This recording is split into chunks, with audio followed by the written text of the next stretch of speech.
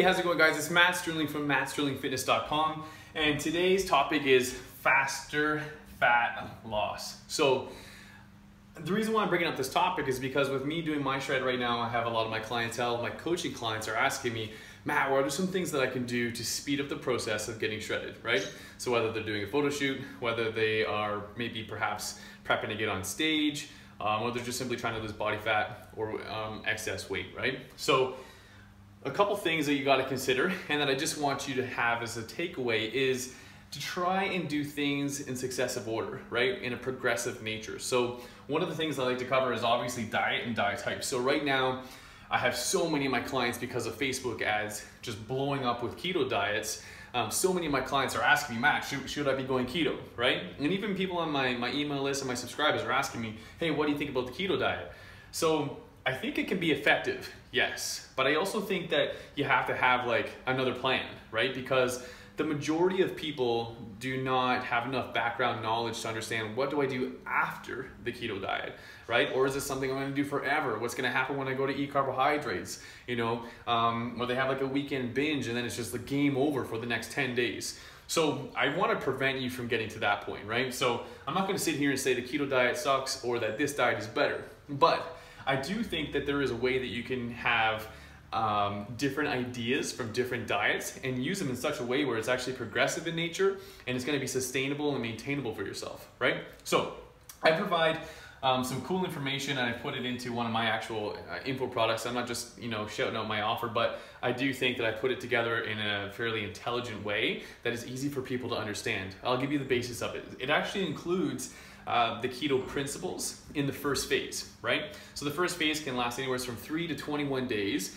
where you are going into a state of, you know, pretty much keto, right? You're having a sub 10 to 15% carbohydrates, high fat, moderate protein. The reason being for that is it can really jumpstart you. Do you need to start there? Maybe you don't need to, right? So I think you should also say, am I under or over 10 or 12%? Just kind of use that marker, right? If you're showing really, really good abs, maybe you don't need to start off with doing that because you're already a fairly lean person. But if you're having some stubborn fat, it can be a way to speed up the process. However, it's just one of those things is, you know, that I like to tell people is, well, what are you going to do next, right? And that's where I want to talk about carb clocking. So carb clocking can also be, you know, some people may say, hey, maybe that's similar to something like carb night, perhaps, right? But I don't think so. Really, it's just timing your carbohydrates at the most opportune time. So you're gonna go from something where it's very keto-like to a point where, you know, after a few weeks, you're gonna say, hey, I'm gonna reintroduce carbs, but I'm gonna do it at the most opportune time. So I'm gonna have those carbs after my workout, right? And I explain the type of carbohydrates that are gonna be best for that and amounts and things like that, and how you can customize it to yourself.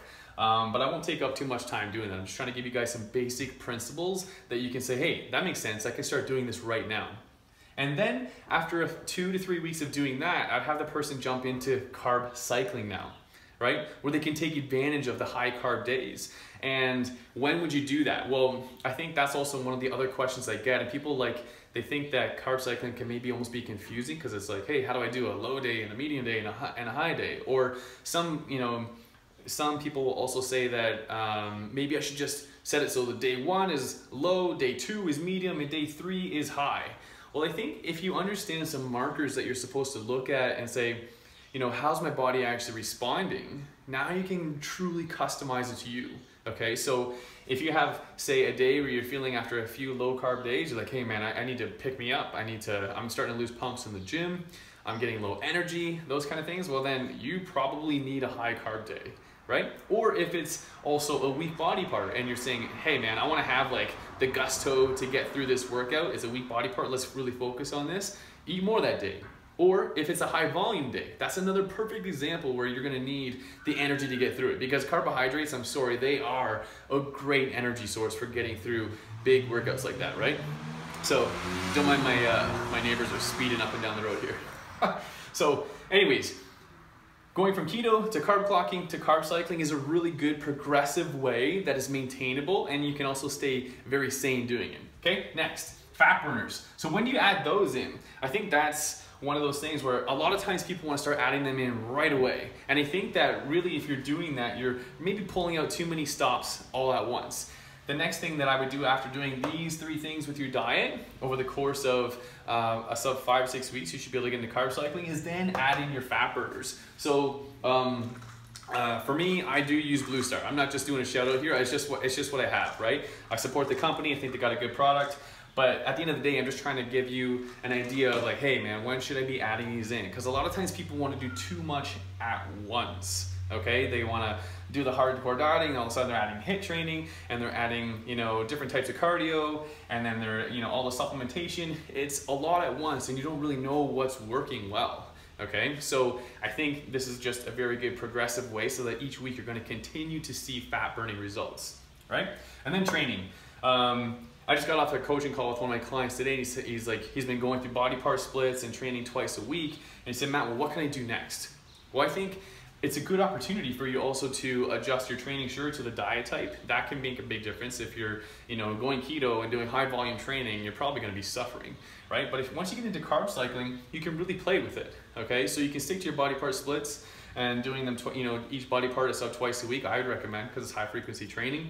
I'm a big believer in that. Or you can also, you know, simplify it for yourself. So if you're saying, hey man, how can I start to program something for myself? Here's a few pointers that you can take away. So if you want to program yourself for some high frequency training that you're going to have a lot of workout density, and you're going to find yourself being able to recover well, and it's actually going to energize you and not simply deplete you, then just do push-pull days, right? So push day, pull day, all your pushers, all your pulling movements, add your core in there, and then that way you're going to be able to train every body part at a very high frequency. Just alternate those days, and you should be able to recover good as long as the diet fits everything, and you're supplementing not just with your fat burners, but also getting your omega-3s in and all that kind of stuff, right? I think that's a really, really good way to get started with everything. So anyways, I hope that helps. If you guys have any tips, or rather any questions regarding the training, just leave them below and I'll try and answer those more directly. So I don't want to take up a ton of your time. I know we all like to watch just short videos where we can really pull something from them, right? So leave your questions for training down below if you have any. And then otherwise, if you like this kind of stuff, give me a thumbs up so I know that this is the kind of content that you guys want. Subscribe to the channel if you haven't already. And then otherwise, I'll hit you guys up real soon with another video. And hopefully this added some cool value to you today. And I'll talk to you soon. All right, that's it from Matt Sterling and MattSterlingFitness.com. I'll talk to you guys soon.